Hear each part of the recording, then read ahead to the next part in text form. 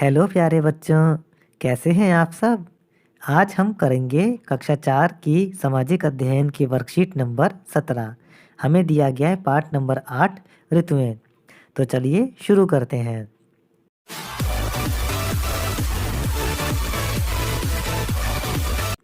प्रश्न नंबर 1। प्यारे बच्चों, गर्मी के स्तर के माप को तापमान कहते हैं। एक स्वस्थ मनुष्य का तापमान फ़ारेनहाइट पैमाने पर 98.6 डिग्री होता है। सेल्सियस पैमाने पर यह 37.4 डिग्री होता है। अब देखिए, हमारे जो बॉडी का टेम्परेचर है, नॉर्मल टेम्परेचर, वो फ़ारेनहाइट स्केल पर 98.6 डिग्री और सेल्सियस स्केल पर 37.4 डिग्री होता है और इसको हम थर्मामीटर से नाप सकते हैं। पहला भाग देखिए, क्या होता है जब हमें बुखार आता है? जब हमें बुखार आता है तब हमारे शरीर का तापमान बढ़ जाता है और हमें ठंड लगने लगती है। दूसरा भाग देखिए, डॉक्टर बुखार की जांच कैसे करते हैं?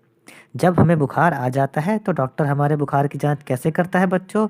ये आप सभी को पता होगा कि डॉक्टर थर्मामीटर से हमारे शरीर के तापमान को मापकर बुखार की जांच करते हैं।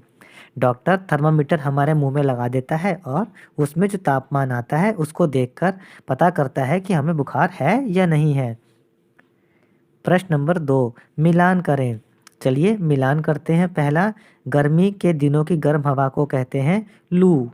दूसरा, जाड़े की फसल होती है गेहूँ। तीसरा, कश्मीर में गले में लटकाकर रखने वाली अंगीठी उसे कहते हैं कांगड़ी। कांगड़ी ठंडे प्रदेश में शरीर को गर्म रखने में सहायता करती है। चौथा, वर्षा ऋतु, मक्का। मक्का जो है वो वर्षा ऋतु में होती है। प्रश्न नंबर 3, समुद्र से नमी और वर्षा लेकर आने वाली हवा मॉनसून कहलाती है। पहला भाग देखिए, अपने परिवार के सदस्यों से बातचीत करके लिखो कि हमारे देश के लिए मॉनसून क्यों महत्वपूर्ण है। तो बच्चों, हमारे देश में अधिकांश लोग खेती के कार्य में लगे हुए हैं। खेती के लिए पानी की आवश्यकता होती है जो मॉनसून से ही मिल पाता है। इसलिए हमारे देश के लिए मॉनसून महत्वपूर्ण है। हमारे देश में बहुत सारे लोग खेती करते हैं और खेती के लिए पानी चाहिए होता है और जब बारिश आती है यानी मॉनसून आता है तो हमें वो पानी मिल जाता है।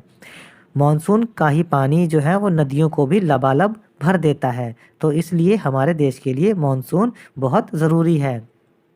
आते हैं इसके दूसरे भाग पे। क्या कभी आप या आपके परिवार के सदस्य भारत के किसी बहुत अधिक या बहुत कम वर्षा वाले क्षेत्र में गए हैं?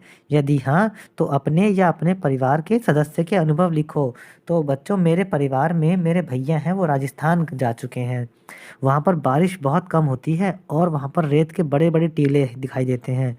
पानी की कमी होने के कारण वहाँ पेड़-पौधे भी कम पाए जाते हैं। तो हम इस उत्तर को लिखते हैं, मेरे भैया राजस्थान गए हैं। वहाँ बहुत कम वर्षा होती है। वहाँ दूर-दूर तक केवल रेत के बड़े-बड़े टीले ही दिखाई देते हैं। पानी की कमी के कारण वहाँ पेड़-पौधे बहुत कम होते हैं। बच्चों, आप भी अपने घर के सदस्यों से बात करके पता लगाइए कि उनमें से कौन सा ऐसा सदस्य है जो बहुत अधिक या बहुत कम वर्षा वाले क्षेत्र में गया हो। तो वो जो अपना अनुभव बताएंगे वो आपको यहाँ पर लिख देना है। आते हैं प्रश्न नंबर 4 पे। गर्मी के मौसम में दिल्ली के लोग गर्मी से परेशान रहते हैं, लेकिन उसी समय देश के अलग-अलग क्षेत्रों में तापमान अलग-अलग होता है। पहला भाग देखिए, जून के महीने में कश्मीर जाने वाले लोग क्यों ऊनी कपड़े अपने साथ ले जाते हैं? लिखो।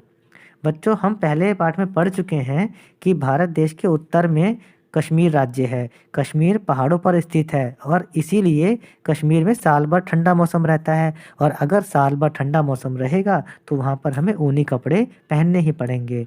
तो इसका उत्तर हम लिखते हैं, पहाड़ों पर स्थित होने के कारण कश्मीर में साल भर ठंडा मौसम रहता है, जिसके कारण जून के महीने में कश्मीर जाने वाले लोग ऊनी कपड़े अपने साथ ले जाते हैं।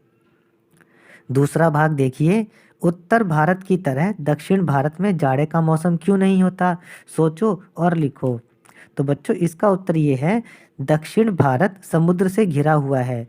समुद्र के पास होने के कारण वहाँ पूरे वर्ष मौसम सुहावना बना रहता है और यहाँ उत्तर भारत की तरह जाड़ों का मौसम नहीं होता है।